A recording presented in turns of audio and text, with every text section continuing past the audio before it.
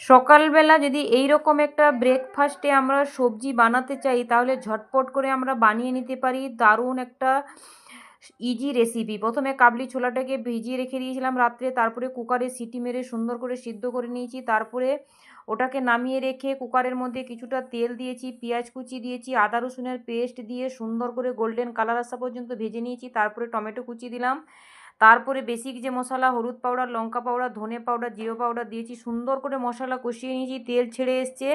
এবার সিদ্ধ করে রাখা ছোলাটা ওর মধ্যে অ্যাড করলাম।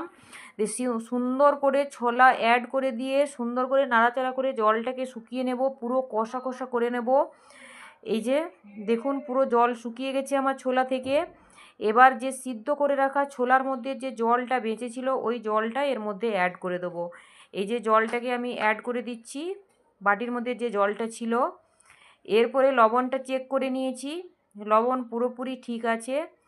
এরপরে আমার সবজিটা ফুটে এসছে, এবার গরম মশলা দিয়ে দিলাম, কস্তুরি মেথি দিয়ে দিলাম। কস্তুরি মেথি দিলে ছোলার টেস্ট দারুণ আসে, এটা ছাড়া রান্না একদমই ভালো লাগে না। এবার পুরো রেডি হয়ে গেছে আমার তরকারি।